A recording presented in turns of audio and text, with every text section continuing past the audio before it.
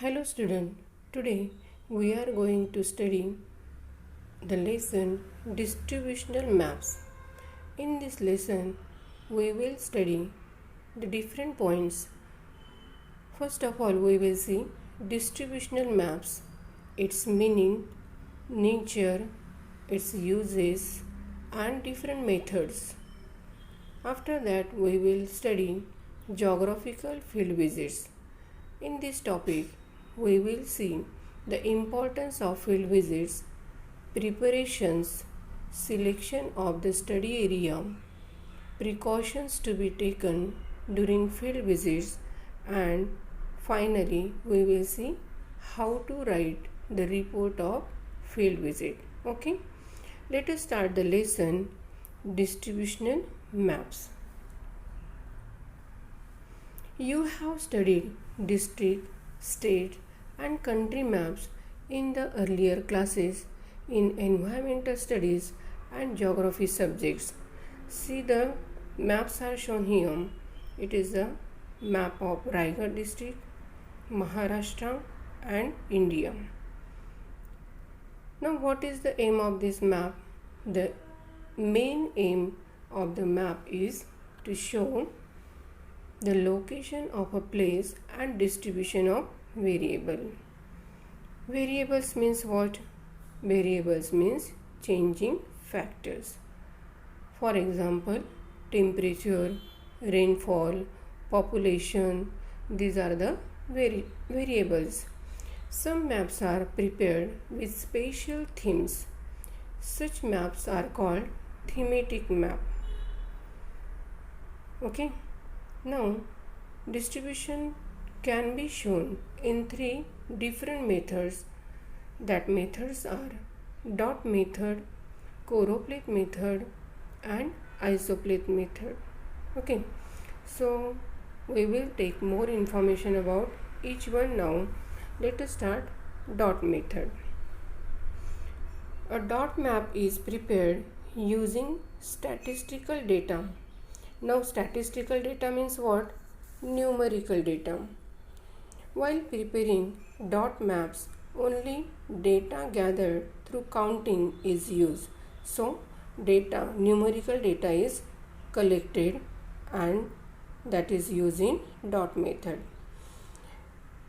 The way a variable is distributed throughout the region, the dot are used to show the distribution on the maps.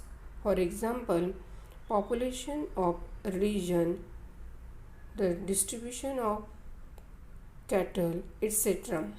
Now, this is one example is given. It is the map of Kolhapur district and distribution of population is shown here using dot method. So, whenever map reading is there, you should see that the index is given here and the symbols you should use it, read it carefully. Okay, so see that one dot is equal to how many? That is mentioned here, 5,000 people. Accordingly, each dot is explained here, so you should read the index very carefully. Okay, now how this method is used, let us see. To show distribution through dot method, the value of a dot has to be determined. Right now I show in the index the value of each dot is determined. For example, one dot is equal to 5,000, that is mentioned in the index. To do that, the lowest and the highest value of given variable in a region are taken into consideration. So, how much population is there? That is lowest population and highest population. That data is collected and accordingly it is shown in the map. Accordingly, the number of dots are determined. Also, we need to consider the size of the dot, the density of variable and the scale of the map. So these things are very important when we use dot method. The number of dots to be given for the value of variable in each sub-administrative unit need to be decided first. So, in each sub-unit, administrative unit, how much population is there? We should have the data.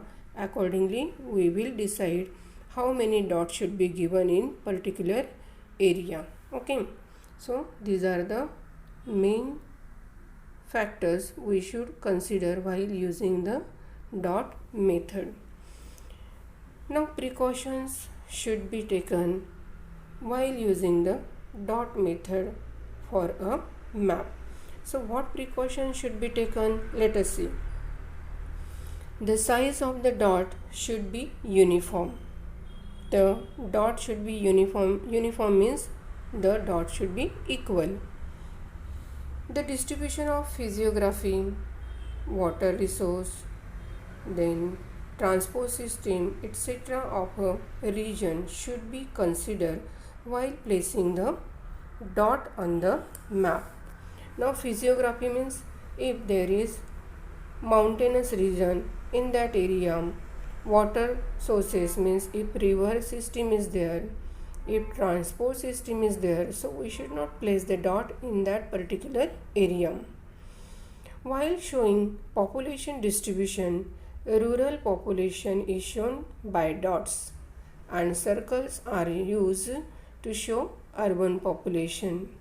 Means for rural population, dots will be used, and for urban population, circles will be used. So these are the precautions to be taken while using dot method. Now here is the video. In that video, it is explained that how the dot method is. Let's look at dot maps, also known as a dot distribution map or a dot density map. Dot maps are a way of detecting spatial patterns or the distribution of data over geographical regions by placing equally sized points over a geographical region. There are two types of dot map: one-to-one, one point represents a single count or object, and one-to-many, one point represents a particular unit. For example, 1 point equals 10 trees. Dot maps are ideal for seeing how things are distributed over a geographical region and can reveal patterns when the points cluster on the map. Dot maps are easy to grasp and are a better way at giving the overall view of the data, but are not great for retrieving exact values. A similar chart to a dot map is a bubble map. To find out more information on this chart, such as tool. Okay, now see, here is an activity is given for you. Here is the map, Amravati district, distribution of population is shown. So you should observe the map very carefully and then you can give the answer of the question. Okay, let us see the first question.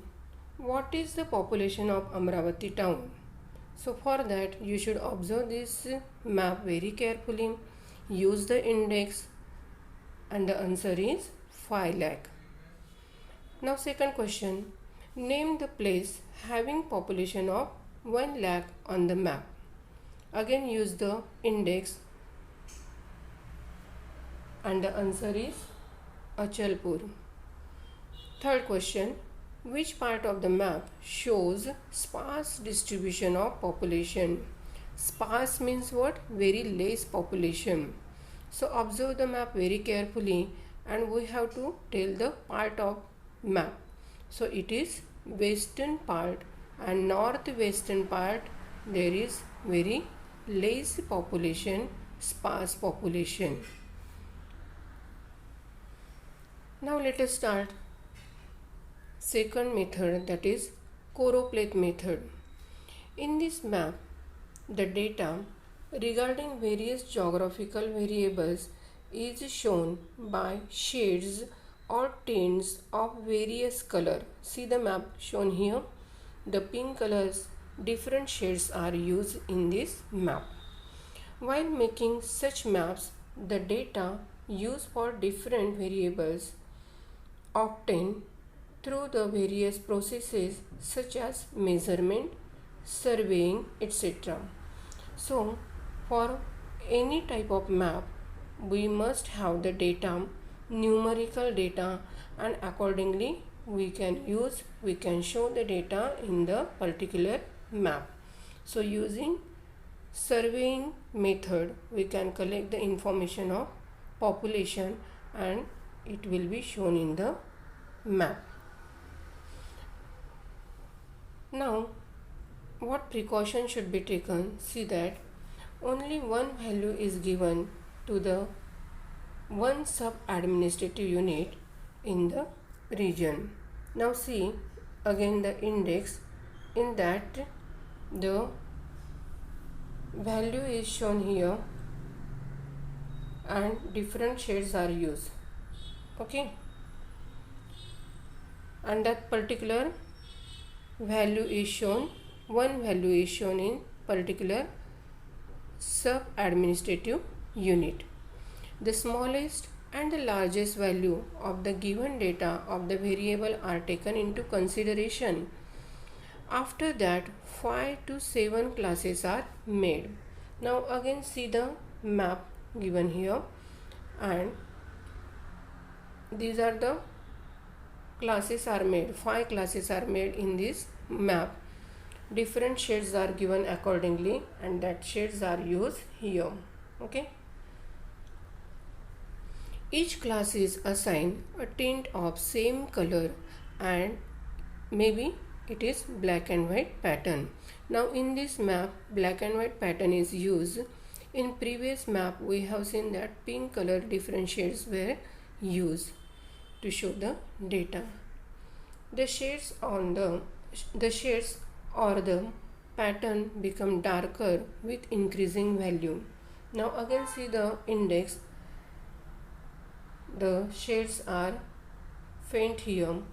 As the value increase, the shades are darker. Okay. Now again an activity is given for you. So you should observe the map of Amravati district and density of population is shown there. Name the talukas having population density between 301 and 400 person per square kilometer. Now for that you should observe the map, use the index, see the shade. The answer is Dharni and Anjangaon Surji. Second question, what is the density of the Amravati Taluka? Again see the map carefully. The answer is more than 400. Third question, name the talukas having population density less than 300 person per square kilometer. Now you should find out the shade and see that shade in the map, and the answer is Bhatukli, Chikhaldarha, Tiwsa, Chandur railway. Okay, so you should refer the index and observe the map carefully, so easily you can give the answer of the asked question. So today we have taken more information about dot method and choropleth method. So remaining part we will see next class. Okay student, till then you should read this lesson, this much part whatever we studied today. Okay.